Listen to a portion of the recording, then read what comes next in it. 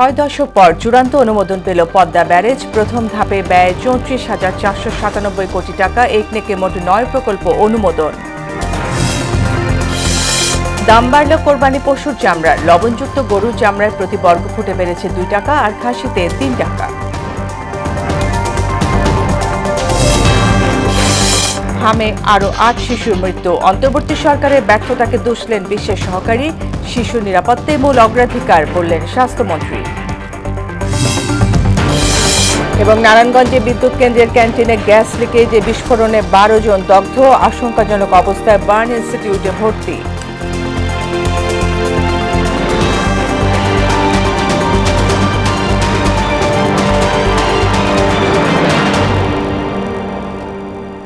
আসসালামু আলাইকুম। মোহনা সংবাদে সবাইকে স্বাগত। এতক্ষণ শুনছিলেন শিরোনাম, পুরো সংবাদের সঙ্গে আছি ফারজানা ইয়াসমিন।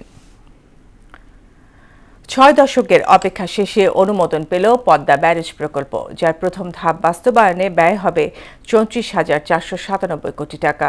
বুধবার প্রধানমন্ত্রীর সভাপতিত্বে অনুষ্ঠিত একনেক বৈঠকে মোট 9টি প্রকল্প অনুমোদন পায়। সভা শেষে পানি সম্পদ মন্ত্রী বলেন, পদ্মা ব্যারেজ দেশের অভ্যন্তরীণ বিষয় হওয়ায় এটি নিয়ে ভারতের সঙ্গে আলোচনার কিছু নেই। তানজিদ ভুঁইয়ার প্রতিবেদন।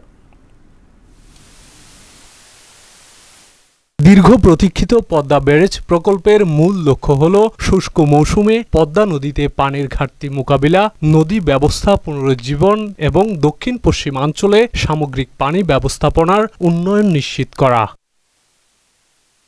6 দশকের অপেক্ষার অবসান ঘটিয়ে প্রকল্পটি অনুমোদন পেল জাতীয় অর্থনৈতিক পরিষদের নির্বাহী কমিটি একনেক সভায়। প্রধানমন্ত্রী তারেক রহমানের সভাপতিত্বে অনুষ্ঠিত বৈঠকে উপস্থাপিত 16 প্রকল্পের মধ্যে পাশ হয় 9টি। পরে বৈঠকের বিষয়ে বিস্তারিত তুলে ধরেন পানি সম্পদ মন্ত্রী। বাংলাদেশের মাস্টার মাইন্ড প্রকল্প সেটি হলো পদ্মা ব্যারেজ।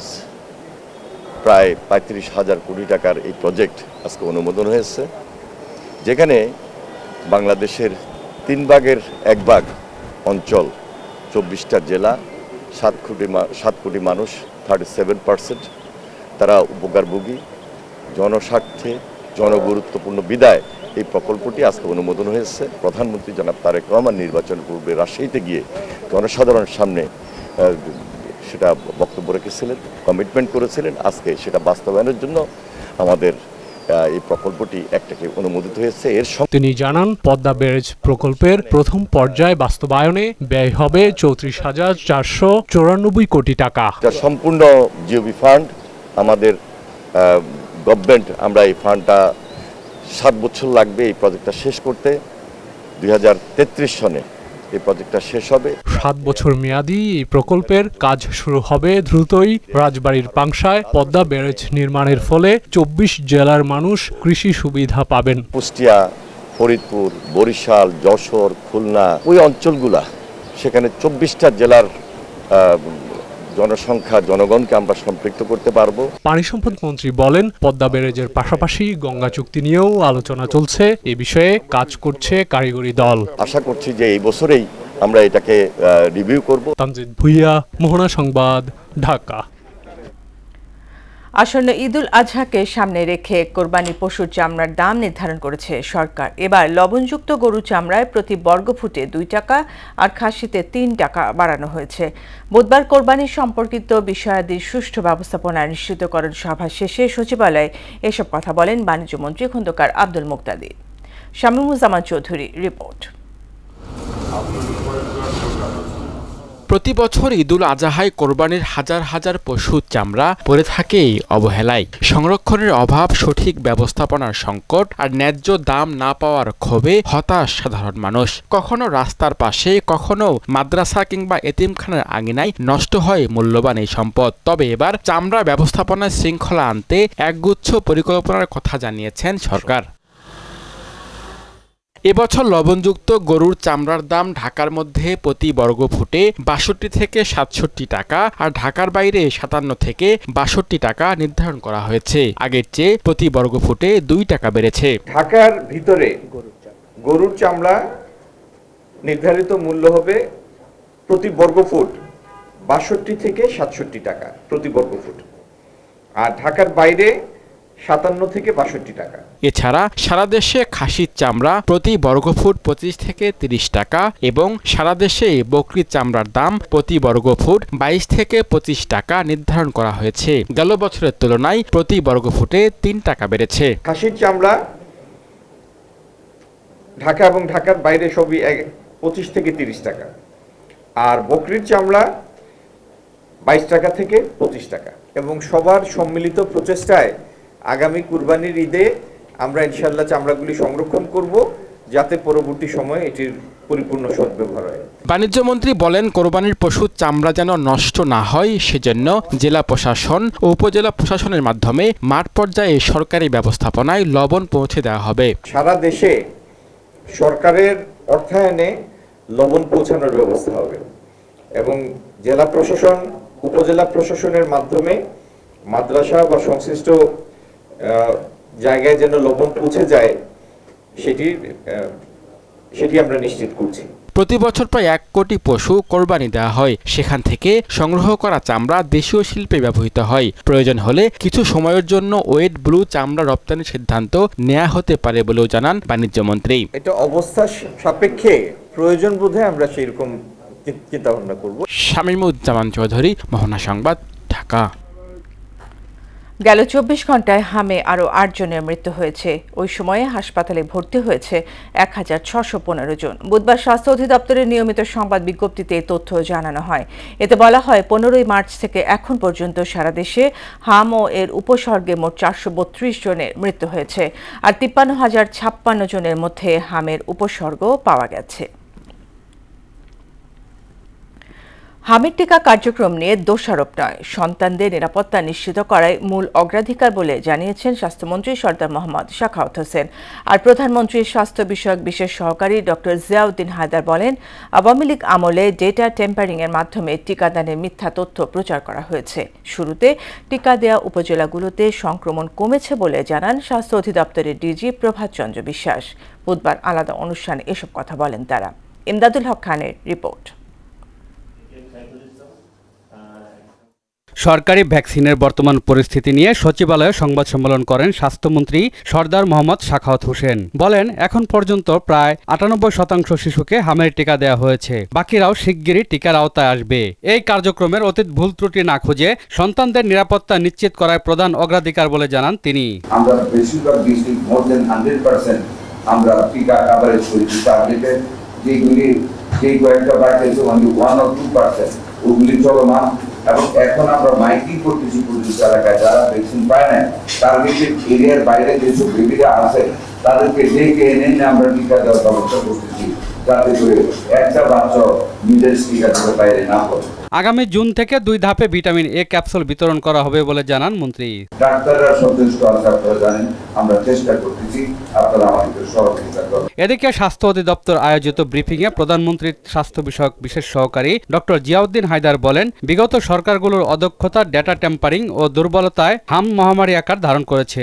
সরকারের আপনার দুর্বলতা, তাদের ভবিষ্যৎ তারা চিন্তা করেনি এবং তাদের অদক্ষতা বিভিন্ন কারণে সেই মিজলস রাউন্ড একেবারেই হয়নি, যার ফলে আজকে আমরা এই ডিজাস্টারের মধ্যে জাতিগতভাবে পড়েছি। আমাদের শিশুরা যদি সুপুষ্ট থাকতো, তাদের পুষ্টিহীনতায় না ভুগতো, আমি একজন পুষ্টিবিদ হিসাবে বিশ্বাস করি আমাদের শিশু মৃত্যু এতগুলো হতো না। স্বাস্থ্য অধিদপ্তরের মহাপরিচালক বলেন, 1,80,00,000 শিশুকে টিকাদান লক্ষ্যমাত্রার দোরগোড়ায় বাংলাদেশ। আমাদের যে লক্ষ্যমাত্রা ছিল, সেই লক্ষ্যমাত্রার আমরা অর্জনের একদম দোরগোড়া, যেটাকে বলা হচ্ছে যে 100%-এর কথা বলা হয়। সুবিধাবঞ্চিত এলাকায় মোবাইল টিকাদান চলছে জানিয়ে তিনি বলেন, ভ্যাকসিনের কোনো সংকট নেই, পাইপলাইনেও পর্যাপ্ত মজুদ রয়েছে। যে অনেকগুলো জায়গাতে কিন্তু আমরা মোবাইল টিমও গঠন করে দিয়েছি, সোদের জন্য আমরা তাদেরকে আমাদের কভারেজের মধ্যে নিয়ে আসতে পারি। ইমদাদুল হক খান, মোহনা সংবাদ, ঢাকা। নৈতিক, ধর্মীয় ও পারিবারিক শিক্ষায় শিক্ষিত আগামী প্রজন্মই দেশকে কাঙ্ক্ষিত লক্ষ্যে পৌঁছে দেবে বলে জানিয়েছেন শিক্ষামন্ত্রী এহসানুল হক মিলন। বুধবার ঢাকার রেসিডেন্সিয়াল মডেল স্কুল অ্যান্ড কলেজে সোলার এনার্জি ব্যবস্থাপনা কার্যক্রমের চুক্তি স্বাক্ষর অনুষ্ঠানে তিনি একথা বলেন। মন্ত্রী জানান, সেশন জট মুক্ত শিক্ষা ব্যবস্থা গড়ে তুলতে সচেষ্ট বিএনপি সরকার। নৈতিকতায়, আদর্শ দিক, রিলিজিয়াস ভ্যালুজ, ফ্যামিলি ভ্যালুজ আমাদেরকে গুরুত্ব দিতে হবে, দেশকে ভালোবাসতে হবে, লেখাপড়া ঠিক মতো করতে হবে। যদি আমরা উৎপাদনশীল, কর্মমুখী মানব সম্পদ আমরা তৈরি করতে পারি, তাহলে বাংলাদেশ হবে বিশ্বের সেরা দেশ। আমরাও তোমাদের কাছ থেকে চাচ্ছি এক্সট্রা অর্ডিনারি আউটপুট। বিগত সরকারের লুটপাটে ধ্বংসপ্রাপ্ত অর্থনীতি স্বাবলম্বী করতে কমপক্ষে 2 বছর সময় লাগবে বলে মন্তব্য করেছেন তথ্যমন্ত্রী জহিরুদ্দিন স্বপন। বুধবার রাজধানীর উত্তরার আলোকিত মাহে রমাদানের চূড়ান্ত বিজয়ীদের পুরস্কার বিতরণী অনুষ্ঠানে একথা বলেন তিনি। বলেন, সরকার এমন এক সময় দেশের দায়িত্ব নিয়েছে যখন বিগত সরকারের লুট করে যাওয়া অর্থনীতির কারণে 30 লাখ কোটি টাকার একটি ঋণের বোঝার উত্তরাধিকার সূত্রে পেয়েছে। প্রতি বছর বৈদেশিক ঋণ শোধ করতে হবে $5 বিলিয়ন, এমনটাই জানান মন্ত্রী। ঈদুল আজহা উপলক্ষে ট্রেনের আগাম টিকিট বিক্রি শুরুর 1 ঘন্টার মধ্যেই শেষ হয়ে যায় পশ্চিমাঞ্চলের নির্ধারিত সব টিকিট। বুধবার সকাল 8টায় অনলাইনে এই টিকিট বিক্রি শুরু হয়, আর বেলা 2টায় বিক্রি হয় পূর্বাঞ্চলের জন্য নির্ধারিত টিকিট। প্রথম দিন দেওয়া হয়েছে 23 মে টিকিট। সংশ্লিষ্ট সূত্র জানিয়েছে, সকালের দিকে টিকিট কিনতে আগ্রহী মানুষের সংখ্যা ছিল বিপুল। বিশেষ করে প্রথম আধা ঘন্টায় টিকিট কেনার জন্য 60 লাখ বার চেষ্টা করা হয়। পূর্বাঞ্চলের টিকিটের জন্য ওয়েবসাইটে বিপুল হিট হয়। সুপ্রিম কোর্ট বার অ্যাসোসিয়েশন নির্বাচনে শান্তিপূর্ণ পরিবেশে শেষ হয়েছে প্রথম দিনের ভোট গ্রহণ। এবার 14টি পদে বিপরীতে লড়ছেন 40 জন প্রার্থী। আনন্দ উদ্দীপনায় এ নির্বাচনে অংশ নিয়েছে বিএনপি, জামায়াত ও এনসিপি সমর্থিত প্যানেল। অন্যদিকে ত্রয়োদশ জাতীয় সংসদ নির্বাচনে চট্টগ্রাম 2 ও 4 আসনে বিএনপির প্রার্থীদের শপথ ও ফলাফল প্রকাশের অনুমতি চেয়ে করা আবেদনের উপর আজ আদেশের দিন ধার্য করেছেন আপিল বিভাগ। মুদাসসির আলী প্রতিবেদন। বুধবার সকাল থেকেই সুপ্রিম কোর্ট বার অ্যাসোসিয়েশনের সামনে আইনজীবীদের দীর্ঘ লাইন ভোট দেওয়ার জন্য। সকাল 10টা থেকে শুরু হয় ভোট গ্রহণ। বিপুল উৎসাহ উদ্দীপনায় আনন্দঘন পরিবেশে ভোট দেন আইনজীবীরা। এবারে মোট ভোটার 11,097 জন।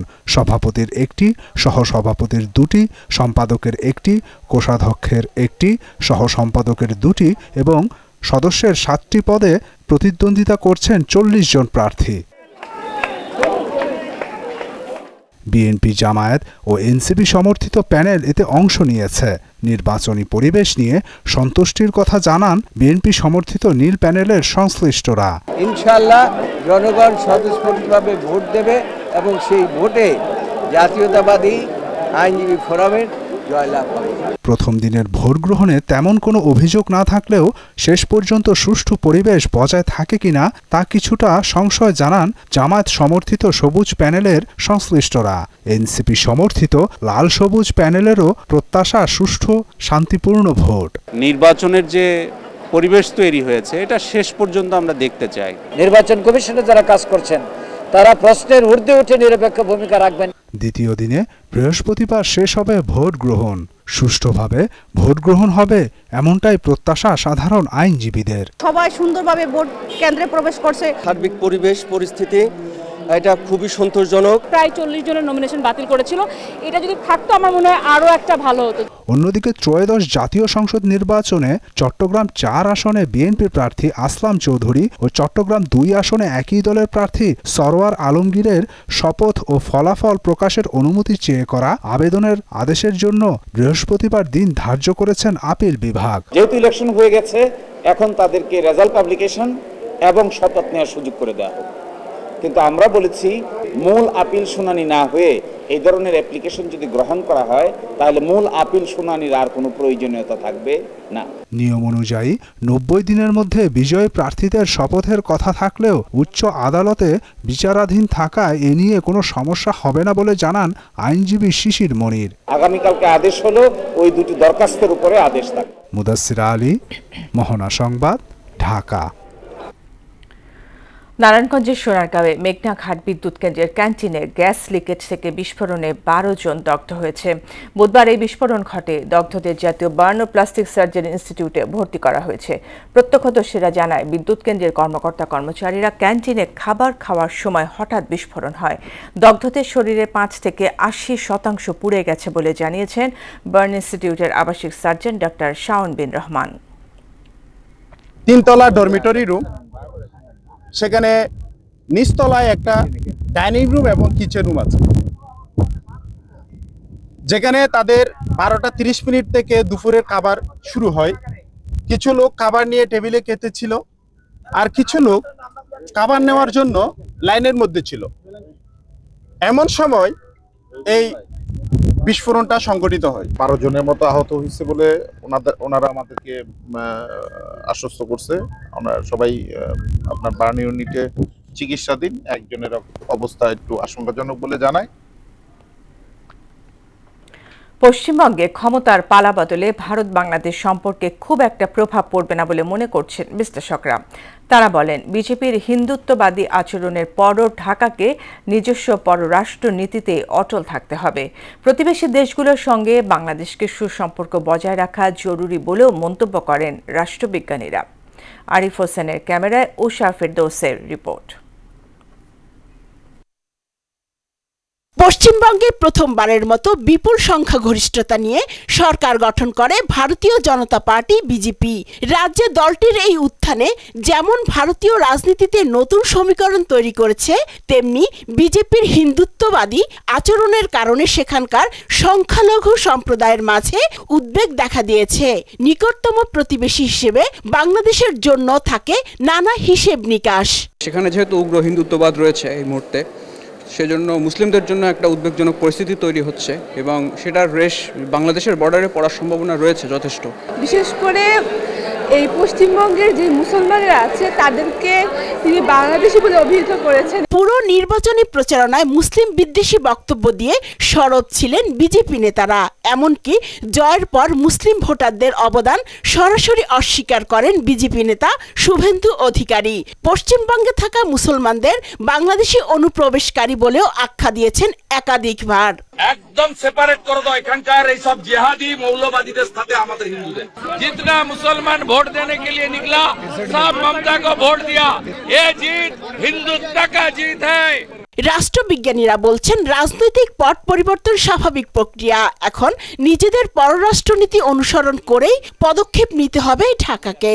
বিজেপি যেহেতু একটা এক্সট্রিমিস্ট চরমপন্থী রাজনৈতিক দল, তারা এই এক ধরনের এন্টি বাংলাদেশি কার্ড ব্যবহার করে। তারা যদি এই বাংলাদেশের দাবি দেওয়ার সাথে তারা যদি বলে যে তোমরা তোমাদের লোকগুলো ফেরত নাও, তাই না, তখন একটার সাথে আরেকটা জড়ায় দেবে আর কি। তো সেই সিচুয়েশনটা কিভাবে হ্যান্ডেল করবে বাংলাদেশ, সেটা দেখার বিষয়।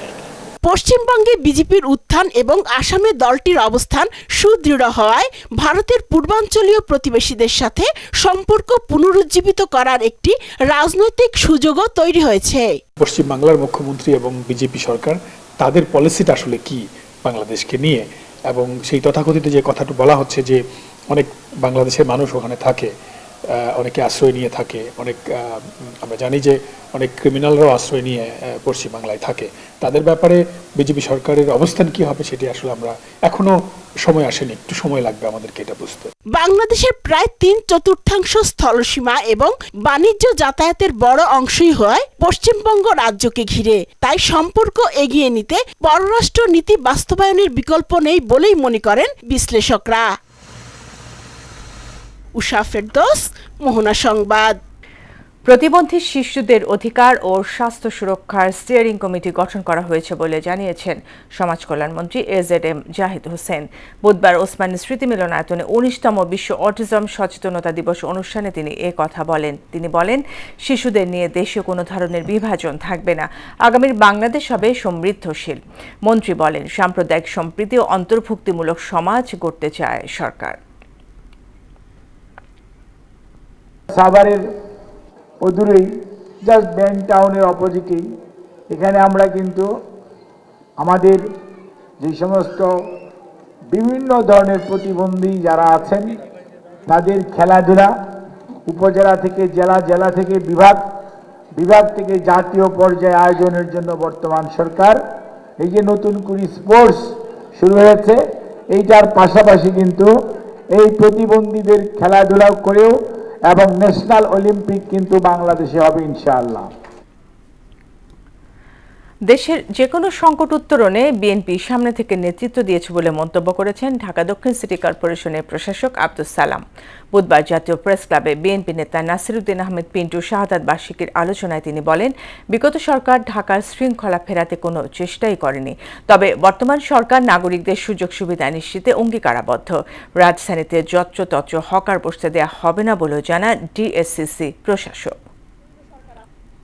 2 মাস হলো সরকার ক্ষমতায় এসেছে, এখনই অনেকে লম্পজম্প করছেন, বিএনপিকে ভয় দেখাচ্ছেন, কিন্তু বিএনপি মাটি থেকে জন্ম হয়ে আজকে এই পর্যায়ে এসেছে।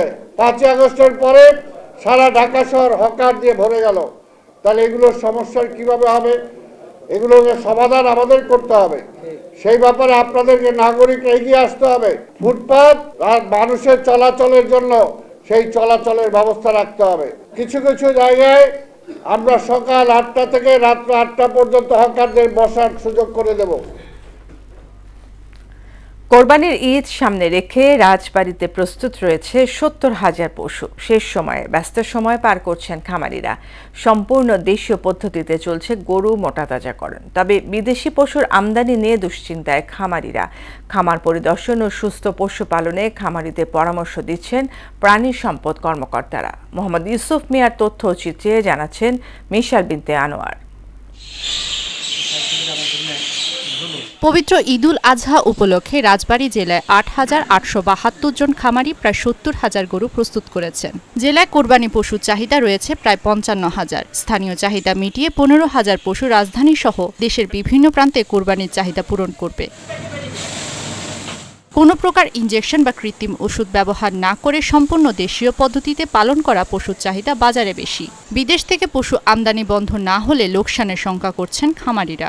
আমাদের কোরবানির জন্য এবার 50টি ষাঁড় গরু আছে, গমের বসে আছে, ভুট্টা আছে, মসুরের বসে আছে, মানে সব দানাদার খাবার, খাদ্য খাবার সব কিছুর দাম বেশি। ইন্ডিয়াতে কোনো গরু আসে তাহলে আমাদের যে খাবারের দাম, এই খাবারের দাম হিসেবে আমাদের গরুতে ফার্মে লস হবে। কোরবানির সময় হলে আমাদের পার্শ্ববর্তী দেশগুলো থেকে পশু আসে, আমাদের খামারিদের সবকিছু সর্বনাশ হয়ে যায়। প্রাণী সম্পদ অধিদপ্তর বলছে, সম্পূর্ণ নিরাপদ ও স্বাস্থ্যসম্মত প্রাণীজ আমিষ যাতে আসন্ন ঈদে মানুষ পেতে পারে সেই লক্ষ্যে কাজ করছেন তারা। প্রাণী সম্পদ দপ্তর এই খামারগুলো ভিজিট করে প্রতিনিয়ত।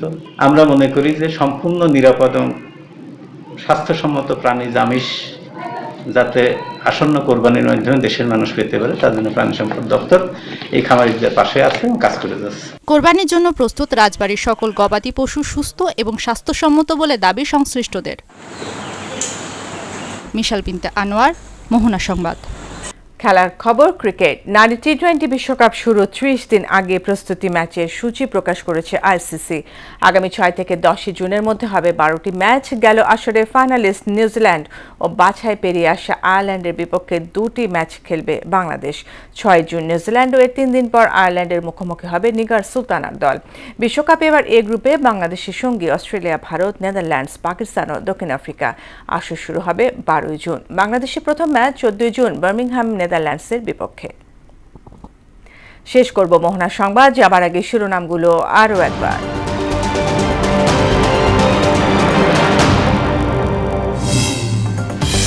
6 দশক পর চূড়ান্ত অনুমোদন পেল পদ্মা ব্যারেজ। প্রথম ধাপে ব্যয় 34,497 কোটি টাকা। একনেকে মোট 9 প্রকল্প অনুমোদন।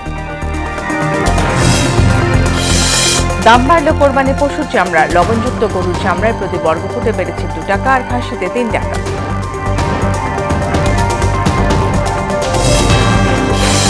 হামে আরও 8 শিশুর মৃত্যু। অন্তর্বর্তী সরকারের ব্যর্থতাকে দুষলেন বিশেষ সহকারী। শিশু নিরাপত্তায় মূল অগ্রাধিকার বললেন স্বাস্থ্যমন্ত্রী। এবং নারায়ণগঞ্জে বিদ্যুৎ কেন্দ্রের ক্যান্টিনে গ্যাস লিকেজে বিস্ফোরণে 12 জন দগ্ধ। আশঙ্কাজনক অবস্থায় বার্ন ইনস্টিটিউটে ভর্তি।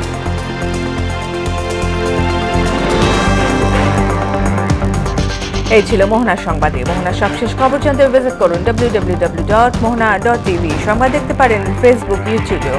এতক্ষণ সঙ্গে থাকার জন্য ধন্যবাদ সবাইকে।